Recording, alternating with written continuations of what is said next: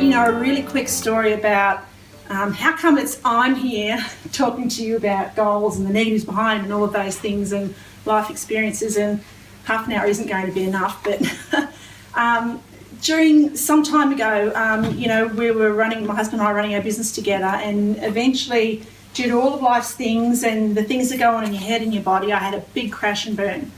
And I spent a lot of time looking for what was the reason behind this. What was it caused? What was wrong with me physically? Find it. There's something in there. We'll fix it and I'll be right again. Eventually, I came out of that through doctors and through psychologists and ended up with a life coach.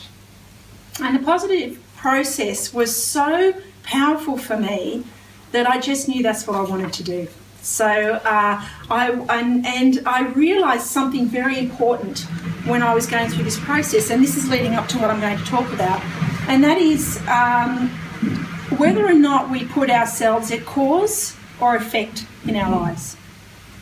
And when I say it affect, that's when we're saying, this isn't my fault, I have no control over this, I don't have any choices, that person is being rude to me, I tried for that goal but something got in my way, it's not my fault. That's being an effect when you say, I have no choices, I have nothing I can do, I have no control.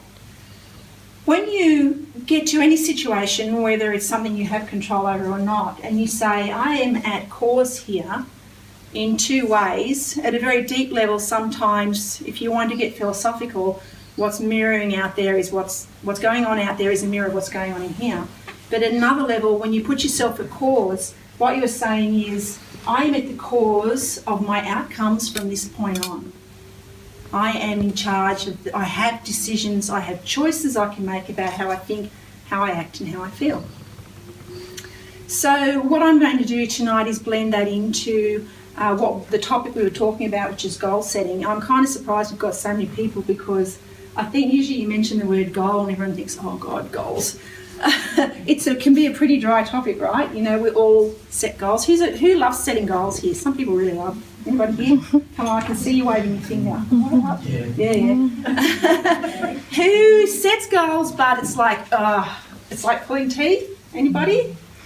You can see the face in the back, maybe? Yeah, okay. So sometimes goals are good things, and I guess you've all had experiences where you've set goals and either you didn't make it even though you tried, or it was just hard work.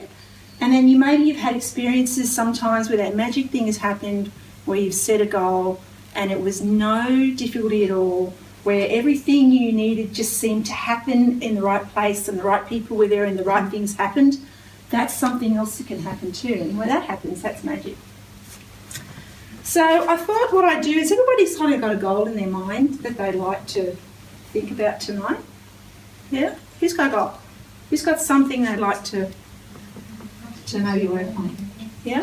Okay, if you didn't bring something along already, or you don't have something in your mind, have a think about one of several areas in your life. So health and wellness, relationships, family, significant other, career, finances, or your environment, as in your environment could be your home, your town, or your country. So have a think about that. Ask yourself, how satisfied am I with that area in my life? Not where do I think I should be, or where other people think I should be. Just set myself a little alarm so I don't get carried away. Notorious. When it does that again, I've got 10 minutes, okay? My goal is to be on time. So think about that. And if 1 is totally dissatisfied and 10 is completely satisfied, give that area a ranking, that number. So of those areas that I said, how satisfied are you with that area in your life? Not where you think you should be or where others tell you. How satisfied are you right now with that? Now ask yourself, where within the next 6 months to a year could I reasonably and achievably take that score? So if you had a 4 or a 5, maybe you'd say 6 was achievable, or a 7. Where could you take that to if you did something? The smallest thing that you could do, that would provide some benefit to you. Okay? So now you're starting to think of a goal? Cool. To me, a good goal should always be about how you feel.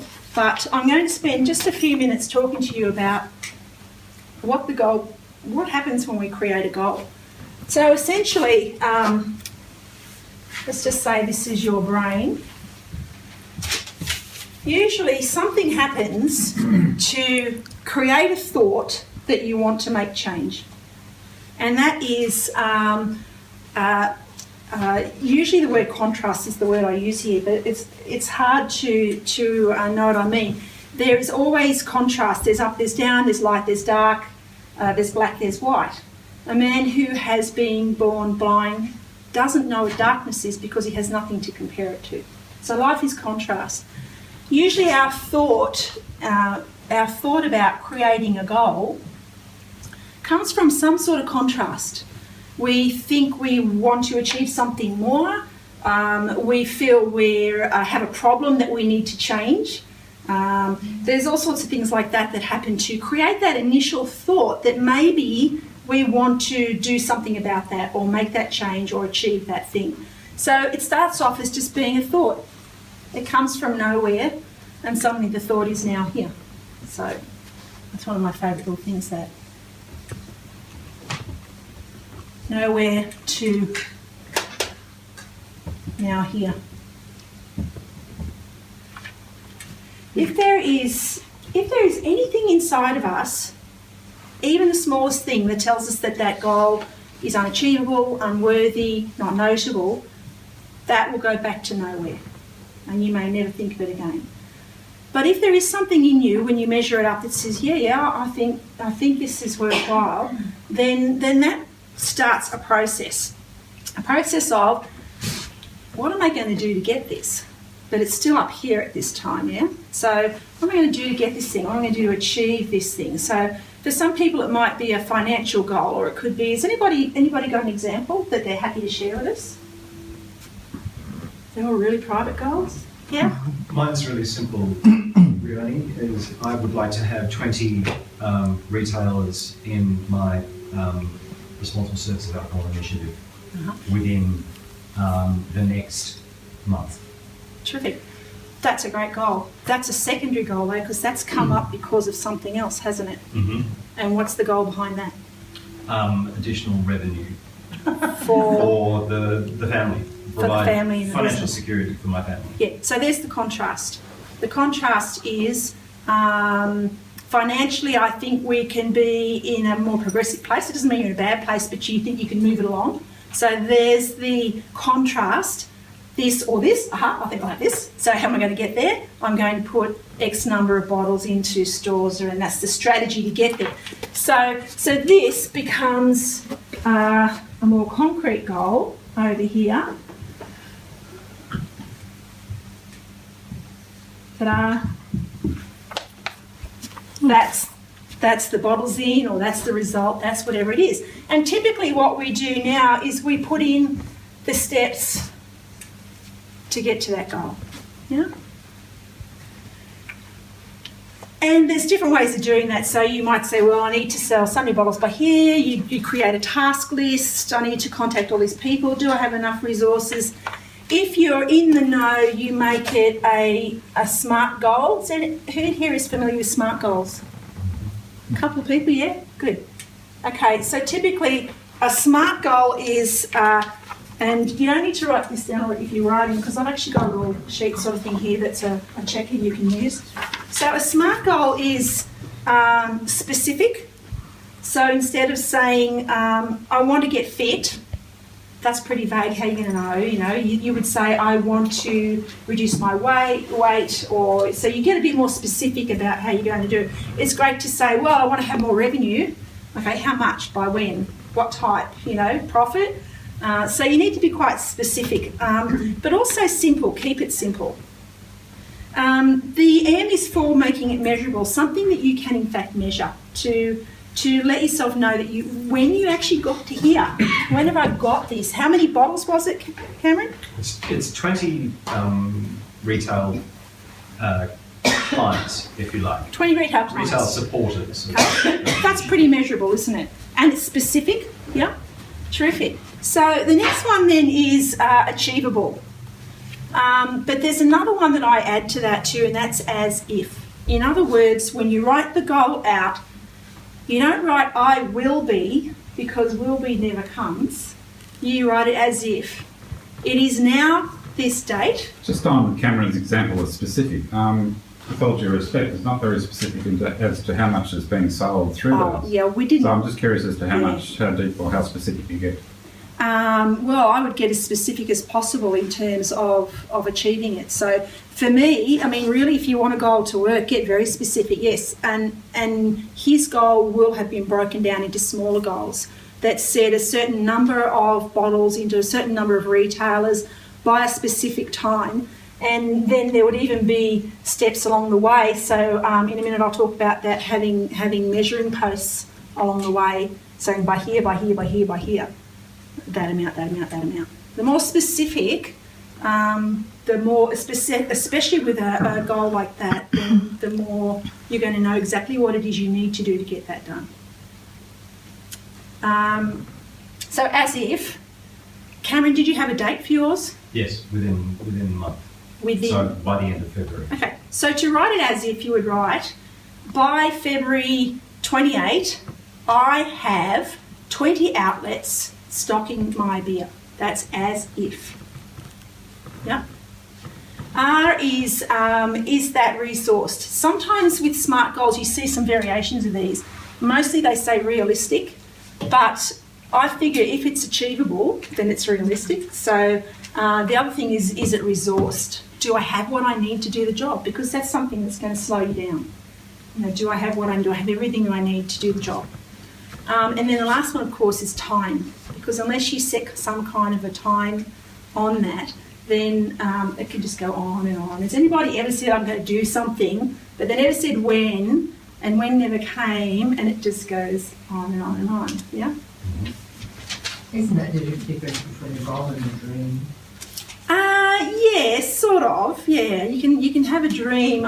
It's kind of dreaming up here, but unless you take action on something, it doesn't become a goal. A goal is when you do start, giving it those specifics, and that's giving it. In a minute, I'm going to talk to you about intention too. That's quite important.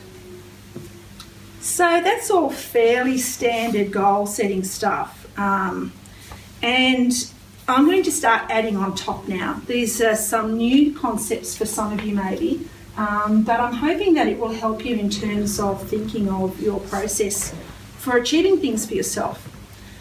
So what happens back here though, often with these things, is that we do this, and then the other thing we do up here, we start thinking about that and we get a picture of it up here, of what the goal is and what the various steps are that we need to take to make it. Now, there's a funny process that goes on in our brain. I won't go into it in full details, but I've got a little bit of text here that I've pulled to explain it to you. That there's a real mind-body connection going on in terms of what you think generating a physiological response in your body. When I coach, I nearly always end up doing this diagram, and I'll get out of your way in a moment if you're behind me. Thoughts, state, physiology, and behaviour. These are all linked. Now, if you imagine that each one of those is on a card, sort of like this, one side is black and one side is white. These four things will always be congruent. They will either all be black, they will either all be white. You know, have some one and some the other. So, for example, if you are thinking sad thoughts or thinking about, and depression is usually past-based, mulling on bad things, ruminating on bad things, you will find that your physiology, the body chemistry, will shift to match. You can produce some of the strongest known depressants. They can't make them any stronger than we make ourselves. In fact, when you have a cry, you release those depressants. That's why you feel better. They come out in your tears. So you'll get that change. Your state will change. You'll have a bad emotional state, and your behaviour coming out of that will reflect it. So whether that's your behaviour towards other people, Typically, really depressed people will isolate themselves away from the world. They'll stop going to functions. So you can see how they all match. But if you look at the science, you can actually, if you create awareness of what's going on here, you can flip any one of those in order to flip the rest yourself. So, for example, okay, so when you see someone who's depressed, what's their body posture like? Shani? Yeah, slumped. We all recognise that, don't we? Down, this inward protective kind of thing that we do when we're down. If you go to YouTube and look up a clip by Amy Cuddy on your body language shapes who you are, there's some very good research they've done to show that by changing your body posture is enough to change the physiology, the body chemistry inside your thoughts, your state and your behaviour. So by adopting power poses, so this is a power pose, runners do this when they're going over the line, right? Yep. Runners do this when they're going over the line. And in fact, they know that people do this as an expression of victory and power and joy, even if they've never seen it done before. It's one of those things as a human we do automatically. If you adopt this or Wonder Woman or any of other poses, it reduces the adrenaline in your system and the cortisol and increases testosterone, which is a confidence hormone. If you're full of confidence hormones, it's almost impossible to think of negative thoughts, and therefore your behaviour comes out across more confident. So knowing that you can control these things and these thoughts alone change your physiology and your state is really very important in almost anything you do. How does that relate to this? You think of the goal, you think of the task. Okay, so let's go to the old photo, the great one, losing weight. Okay. Let me ask you, have you ever lost something that you wanted to lose? Weight. Other than weight. Other than that, have you? Have you? Yeah? You have lost something you wanted to lose? Okay. It's not very common though, is it? Mostly when we lose something, the word lose has that negative connotation. We don't want to lose something. So when you set a goal that is about losing, your mental processes kick in and go, oh gosh, that's hard, that's tough. And let me just read you that little bit I was going to read you. Dopamine plays a key role in keeping us focused on our goals and motivating us to attain them, rewarding our attention and achievement by elevating our mood. That is, we feel good when we work towards our goals. Dopamine is related to wanting, to desire. The attainment of the object of our desire releases dopamine into our brains, and we feel good. Conversely, the frustration of our desire starves us of dopamine, causing anxiety and fear. So the endowment effect occurs when we take ownership of an object or an idea or a person in becoming ours. So we take ownership of this, and then we integrate it with our sense of identity, making us reluctant to part with it. Losing it is seen as a loss, which triggers the dopamine shut-off. So one of the things that impacts this, that's the quiet negative behind some of our goal setting, is that we might have some of those sneaking doubts that we can't do it or that the process is difficult. You know those thoughts? Oh, I'm just going to have to power through. I have to be strong this time, you know. But secretly what's happening is you're initiating a fear response in your psyche, in your unconscious mind. Okay? Already. Whoa. And the fear response will cause you to shut down on the goal and resort back to what's normal for you. Yeah? So the hidden negatives behind some of the goals, that's one of them. The other ones are those goals that you are away from. So how many people here, the goals you just thought of, normally with a lot more time I'd ask you some questions and get you to reveal those hidden things, but how many of them are things you don't want? I don't want to be overweight. I don't want to be in debt. I don't want to feel unwell. How many people have got don'ts in their goals? All right, so somebody give me a goal that you've got. Anybody? Cameron? Are you happy to dig behind yours a little bit? Sure. Okay, so the goal to sell the bottles in was to move you to a better place financially?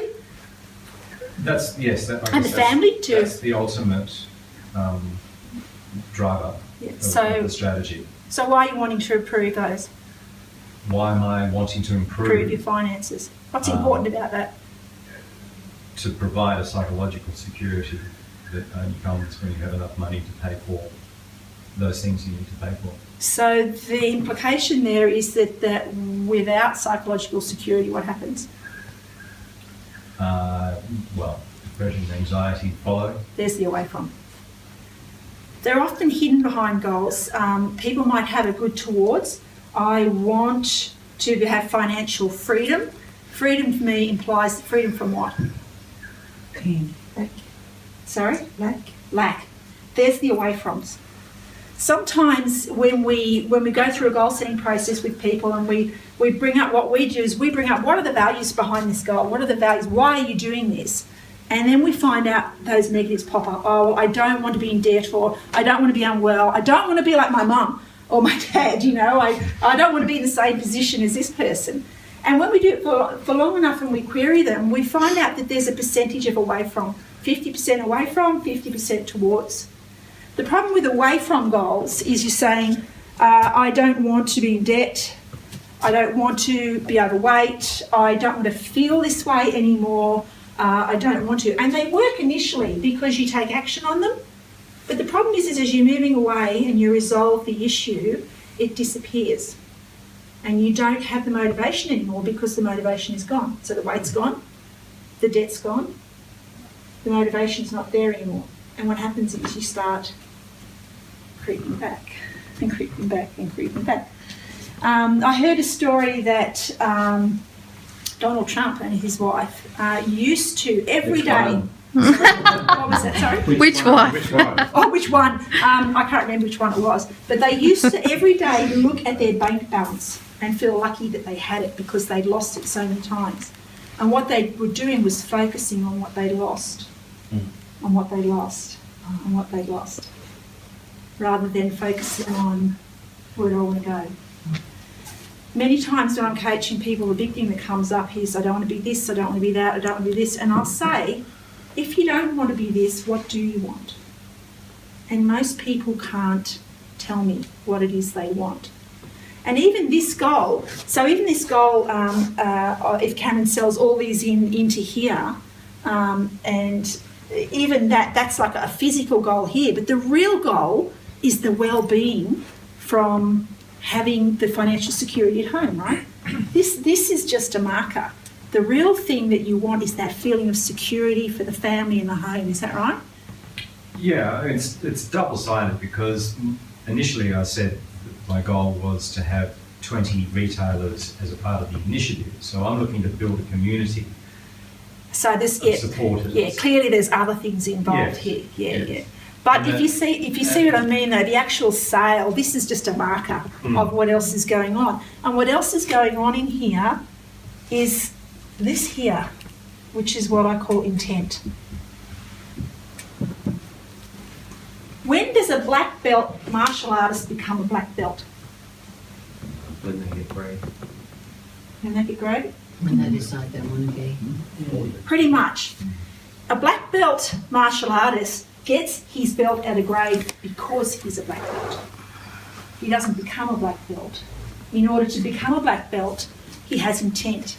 He goes, and I know this because I've done it, he or she goes and trains with other black belts. Acts like a black belt, thinks like a black belt, works as hard as a black belt, learns like a black belt. And then by the time they get here to getting their belt, they're already a black belt because they lived this intent. So for me, personally, I help people to, envision this goal because this is an important marker. But in order to achieve it, I create this intent and then show people how to insert that. So this is the power of intent. This is the power of now. Anybody who familiar with Eckhart Tolle? Yes. Mindfulness? Yep. Yes. You can only ever think or feel or love or cry in this moment right now. Not in the future. You can't enjoy your goal in the future. You can only enjoy it in this moment right now. In order to manifest your goal, this thing up here that's still a dream, you need to be able to picture what this intent is. What kind of person do I need to be? Go back to the black belt one. Who do I have to be every day to be a black belt? Black belt. A black belt, yeah. And I've got to get that feeling in here and be that person every day in the moment, in this moment now. So you create the intent and then you deliver it in this moment, right here, right now. Yep. Sorry, just to go back even further though, before you even get that intent, do you have any words of wisdom for what you would do to just even get that intent to begin with? I do. What's the last thing that has to happen? So first thing we do is elicit all the values of this, like I did behind Cameron's goal. What's behind that? What is the, so losing weight, what's behind that? I want to feel better. What does that feel like? What does feeling better feel like? Okay, what am I going to be doing if I feel better? Let's work on that one. Has anybody here got a health one or something like that? Nobody wants to share their goals. Yeah. I did an Ironman triathlon a little while ago. Yep. And took me 12 months to shed the weight. Cool. To do the race and Yep. finish in the cut-up time. And Yep. That was quite a bit like a black belt thing. Yeah, you had to be that person the whole time. Start off being 140 kilos with an idea and Great. All right, so let's go back to there. 140 kilos with an idea. What was the idea? to finish an Ironman triathlon. Okay. What's the last thing that has to happen to tell you that you've achieved that goal? You finish his medal. You get your finisher's medal. For some people, if they're going on a trip, it's I'm collecting my luggage off the bag. If it's a weight loss, I'm standing on the scales, all right? So can you get a picture of that? Can you get a picture of that? Yeah, I've got a photo on my wall. No. Let's say this is, let's go back to square one and you yet to Yeah. achieve it, okay? Yeah. Can you get a picture of getting that medal? Yeah, because I've seen a lot of friends do it. Great. So what does that look like to you? What can you see? And this, by the way, is how you get the intent. This is how you. Yeah, What can you see? it's watching heaps of people go over the line like that. Okay, To be so honest, your that's- picture of you achieving that, Yeah, what can you see in that picture? me doing exactly that. Okay, describe it to me. Oh, it's a sense of euphoria. It's, No, what can you see in that picture? I can see me running down a finishing chute with music and a big crowd. And Music and a big and crowd? Mike Riley saying, Dave Rankin, you are an Ironman. Cool. So you've got sound, yeah? Yeah. You've got a picture. Is it in colour? Yes. It is. Is it framed or is it panoramic when you look at it? It's like one of those old school movie Cineflex Okay. newsreels. So does it have a frame around it then? No, No, it's panoramic. Okay. Is it near to you or is it far away? very close. It's very close. Good. Is the sound loud? Yes. Good. Is the picture in focus or is it a little bit blurry? Good blurry. It's a little bit blurry. Okay. Are there any? Now I'd like you to step down into your body. So you've been looking at yourself in the picture. Are there any feelings that are important? No, just like butterflies in your stomach. sort of thing. Butterflies in your stomach. Are they moving around? Hmm. Yeah. Okay. So do they move around like in a circle or do they move up and down or Sort of flutter. they flutter around? Can you make that bigger? I don't know. Can you make that feeling bigger? More Not really. exciting? No, not really. No. Can you make the picture brighter? Yeah. Okay. Can you sharpen it up because it was out of focus? Yeah. Probably when you need to. Yeah. Yeah. Terrific. All right, good. So from that point, do you see how I'm eliciting to get that intent? What I've done is I've said, what is the last thing that has to happen? Then you go there and you get a picture of it and you see yourself in there and you notice all the details. Is it in colour? Is it movement? What can I hear? Can I feel the wind on my face running across the line? You could hear the music and the people cheering and the announcement saying that you're a winner. That's brilliant. So you elicit all of those, what we call submodalities, and bring them up. Then you drop down into your own body and you get the feeling. So what can I feel? Is it this excitement in here? Cameron, when you do that, when you make those sales into there, yeah, what are you going to see? What's the last thing that has to happen to tell you? The 20th retailer saying, yeah, we'd like to join the initiative. Would like to join, or is he signing on the line?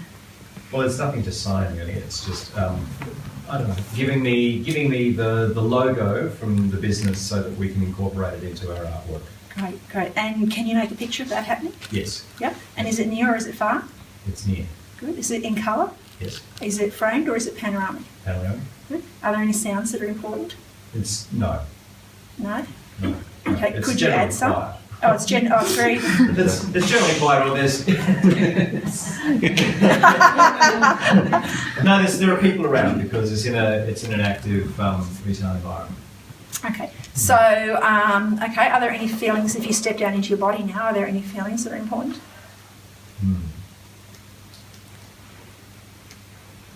He's very quiet guy, isn't he? His goals. I'm not sure I understand. Step down into your body. What does that mean? Okay, so in the first instance, when I'm asking you to get a picture of it, what I would specify, and I probably didn't make that clear, is I want you to see yourself in the picture, so you're dissociating from it.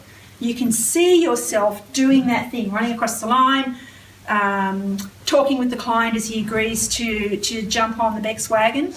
You're seeing yourself in it. And that's really important that you see yourself doing the thing that you're planning on doing, or being the person that you want to be, you know? And you get all of those things, the colours, the sounds, and the reason why I ask all those questions is if your representation of it is framed, in order to make it more powerful, I would take the frame off it. If it were far away, I would bring it closer. You had some slight blurriness in yours, so we sharpened that up so it wasn't a little bit blurry. That's quite a normal thing. If there's no sounds that are important, sometimes we'll add them to make it more vivid. Right? Then the next step is for you to actually be in your body looking out through your own eyes. So associate into the feeling, associate into it and get the feeling, the kinesthetic feeling in your body. What does that excitement feel like? There's kinesthetic, auditory and visual. I'm kinesthetic and it's blurry at the best of times or dark otherwise, so it doesn't work. What's blurry or dark? Your Pretty imagery? much everything. I'm kinesthetic, feeling based. Yep, okay. So for you then the important thing is to get the feeling. Yes. We would still elicit the other submodalities because nobody is ever one thing and none of the others. Okay, we would still elicit the other submodalities, and if they were a little blurry or something, we'd try and add that detail. But if you're highly kinesthetic, then that's the thing we'd really bulk up for you. Jump into your body. What does that feel like? Can you make it bigger? Can you make it spin? Feelings usually have movement. They usually come up and out, or they rotate, or so we'll make them bigger and more exciting, and really get that picture of it. And then here's where the mind-body connection thing comes in. Is the idea here is that although this is the goal, this is the thing that you're living every day, that feeling. And in particular, if it's a health goal or I want to be a black belt, then I'm going to live that every day. If I want to lose weight and feel well, I'm not going to wait until here. I'm going to start telling myself that I am that here. And I'm going to start living that as best I can here. Because the minute I start thinking that, I send signals to my body and my unconscious self, and the rest of my physiology and my behaviour and my state will powerfully reflect that. So while it's a little bit of a sword where I read to you that thing about when we take ownership, really strong ownership of a goal and it doesn't work, you get that fear response, or if you fear it's not going to work, or if you have limiting beliefs about yourself, I'm not good enough, I never do well at this sort of thing, or limiting beliefs that come up from your childhood, especially around money. We all have those. Money is hard to come by. We have to work hard for money. People with too much money, we're tall poppy syndrome things. So there's a lot of hidden limiting beliefs in people about those things. And that's the sort of thing that I work with using NLP.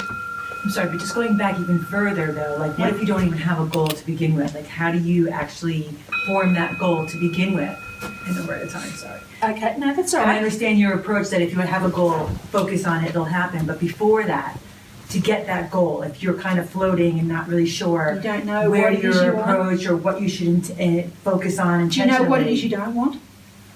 Doesn't everybody, but like how do you know what you want? Like where is that, how do you hone in on that? You work with a coach. Well, no, but I haven't got heaps of time here, but you can. You say, all right, if you're not, if I say I don't want to feel unwell anymore, that's what I used to say all the time. I don't want to feel like this anymore, but I couldn't say what it was like to feel any other way because I'd been that way for so long. So the idea then is to start working with someone or even yourself to say, if I don't feel like that, what do I feel like?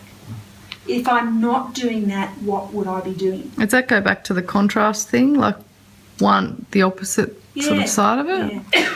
So while too many away froms in your goal aren't good, because that's what you're focusing on, what you don't want, and what you focus on expands. What you don't want will expand, yeah? I don't want any more bills, I don't want anything more bad to happen, and bang, something happens. And bang, something happens. There's a thing called the reticular activating system too. Is anybody familiar with that? Okay, so you think to yourself, I'm going to buy a car, and the car picture pops up in here. And you think on that picture and you think, yeah, a red car. I'd really like a red car. Actually, I'd really like a red Nissan. I think they're really good. What happens then is you're out driving around and suddenly you see red Nissans everywhere. Yeah? Suddenly you see, oh, the car dealer's got a sale on, and there's a red Nissan in the front. That's your reticular activating system. Because it's something that's here in your mind, and because of the way your mind works to grouping and lumping things together, you suddenly become more aware of the opportunities and you can take advantage of them.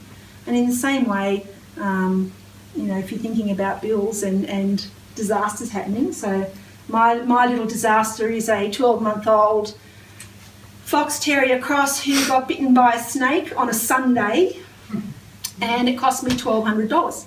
Bang. Just like that.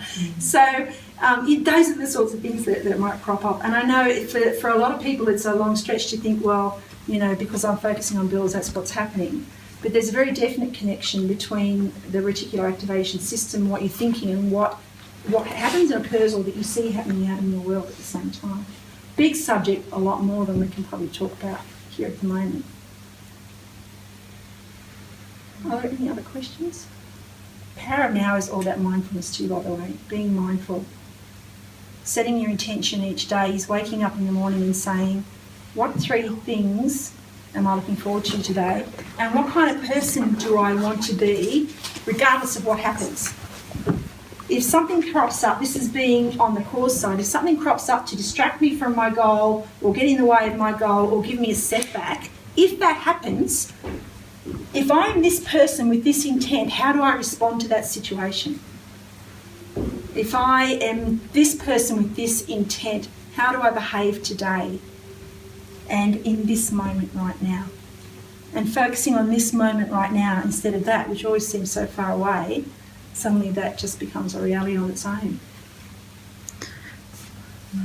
There are other things that hold people back, limiting beliefs, conflicting parts. Does anybody here have 2 of you? One wants to do this and the other one does this, and then this person pops up, and does anybody have that sort of thing going on? Yeah? Like, no, I'm going to be good, I'm going to have a drink-free week, and you get into home at night, it's like, nah, let's have a drink. you know what I mean? That kind of conflicting parts, yeah? So those are parts that in NLP that we learn to integrate. But also any long history of the five big negative emotions in your life. So anger, sadness, fear, hurt, and guilt. That can hang on. They're all things that influence your goals, and that if they're repetitively pulling you down, then you can get help to make those work. Are there any other questions on that at the moment? Has anybody been struggling with something that always happens? Or what happens if you've gone through all of these and you understand, if you've integrated them as part of your life, and you actually achieve the goal and you've got it and you've done it? Where do you go from there? I think that we're all usually evolving beings. Something for you will come up. That the wheel of life, which is everybody familiar with the wheel of life? So pretty much what I said to you, you divvy this up into a certain number of pieces, and that's health and wellness, and that's finances, relationships, environment, all of those things. 1 being in the middle, 10 being on the outside, and you can do this and say, well, this is where I am now. Often, actually, it's not normally that even. It's usually a big zigzaggy sort of thing. But when you adjust something, it's like a web too. When you adjust something on one side, other things change. Mm-hmm. And if you come back yearly and just have a look at your wheel of life and see where it's changed, if you set a goal for a 5 and you did get it to a 7 through your goal setting, then you might say, all right, now, am I satisfied with that, or do I think I can move that up a bit better? And if I say, all right, I'm going to take it to an 8, what do I need to do to get it there?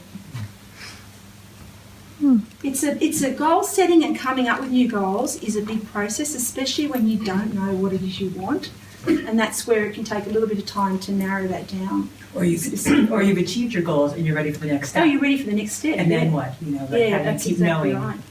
Yeah. I've got one. Yes. I'm sitting here thinking. So my issue, which I'm quite happy to share, is that my mother has come back to live in Bathurst in care, and I'm in an absolute state of panic because I'm trying to work out how do I fit Mum back into my life when I haven't had to deal with that, and all the brothers and sisters and all that dynamics has come back in, and it's just doing my head in. So I'm looking at my goal as probably, I suppose, that finding that balance and doing it lovingly without and not resentfully. Does that make sense? Yeah. So So how do I do that?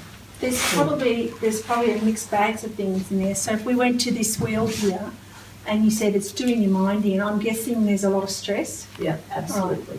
So there are stress, I would be setting some stress management goals because this is everybody gets to see this diagram when they coach with me.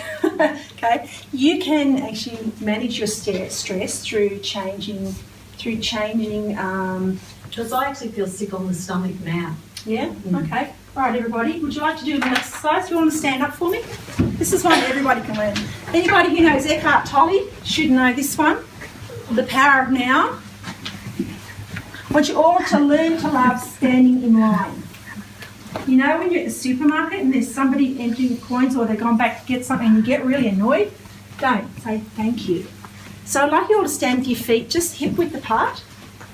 Okay, now rock forward on your toes. Just send your weight forward, then send it back to your heels. And now find the spot in the middle where you feel really grounded. Suddenly you just feel really strong and really rooted, almost imagining that the big tree roots are going down through your feet and into the ground, and you feel really stable and strong. You can even rock sideways a bit and kind of feel just how stable that feels, yeah? So now then, you're pushing down through your feet but drawing up through your legs at the same time, tucking your tummy in and your bottom down, and then feel yourself drawing up through your rib cage as though it's opening up, not instead of being crunched down like this, but you can feel it opening up, yeah? Okay, now shoulders back and down, and your arms coming down like big buttress roots on a fig tree. Feels good, doesn't it, huh? Now imagine that somebody's pulling up on a silver string through the top of your head so that your chin's coming up and all of your vertebrae are opening up, and it just feels so good. Now you can take a big breath, but before you do, put one hand on your tummy, one on your chest. Okay. I want you to fill your tummy up first and your chest last. You ready? Go. And then out. Tummy pushing all out. 5, 2, 7, breathing. In for 5, go. 1, 2, 3, 4, 5. Hold it for 2. Out 4, 7, 6, 5, 4, 3, 2, 1.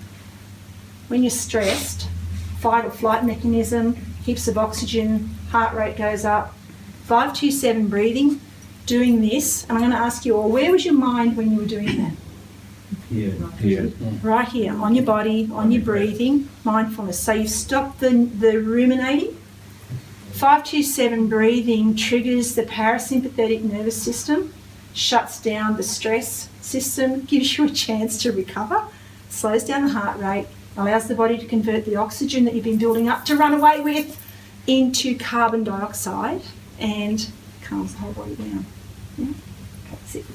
So that's a conscious thing you can do.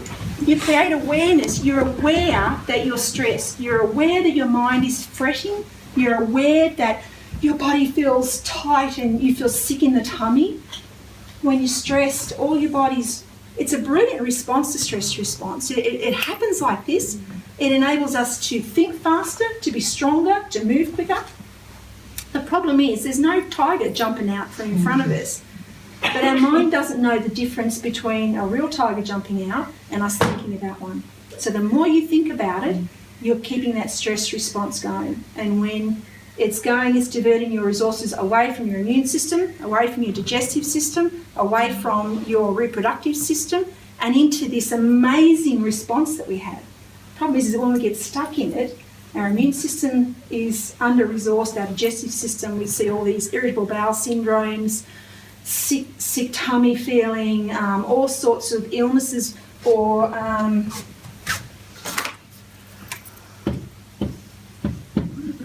our dis-ease.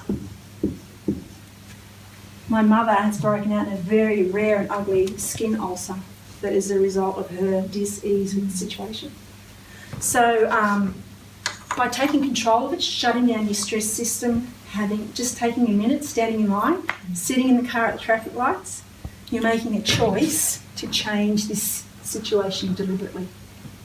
Mindfulness, breathing, mindful body movement, tai chi, yoga, walking, they're all really good for calming your mind down. And getting a picture of how you want to be and creating the intent to live that way would be another step for you. If I don't want to feel this stress, if I don't want to feel this nausea, how do you want to be? Are we okay, Leah? How do you want to feel? If you don't want to feel stressed, I want to feel peaceful and happy about it. Terrific. And accepting about it and not panicking. And as you said, I said to my girlfriend today, I've been hiding out from the family for 2 days because they're not responding to text messages, not because it's all isolating. And I'm someone that works in an environment that I have to control. I'm fine at work. Yeah. So what would you like the situation to be like? Okay, Mum's here, can't change that. What do you want the situation to be like? I think I have to work out the time and not feel okay, so no matter what I do, no matter what you do, you feel guilty. I feel guilty if I'm not there when I think I should be there, or so you want to manage the time better. Yeah. That's one thing. Okay, what else do you want? Time management is something we can do, right? I don't want it to turn my life upside down. I suppose that's selfish, but so that's an away from. I don't want. If your don't. life's not turned upside down, what is it? It's balanced. It's balanced. Okay, if your life is balanced, what are you doing? I'm planning and managing things. Planning and managing. What else are you doing when your life is in balance? I'm in control, so. How? What does being in control look like? What are you doing when you're in control? I swim when I'm in control. Okay. Can you see we're starting to come up with the things to go towards? Yeah. Time management, get some swimming in, do some planning, Yeah. do some breathing. So we start off with an away from. I don't want to feel like this. I'm hiding from the family because I don't want to face it. But when we turn it around and we ask, what do you want, what do you want, what do you want? We start, and so what does that look like? What are you doing when you're like that? We start getting a picture of what we want. And then, when you've got that picture, we can set these goals. Down to the pool twice a week, using Sunday night to create a weekly schedule, communicating with the family, we start narrowing the specifics down. But the intent is to feel happy and balanced, isn't it, in every moment of the day. Cool, thank you for that.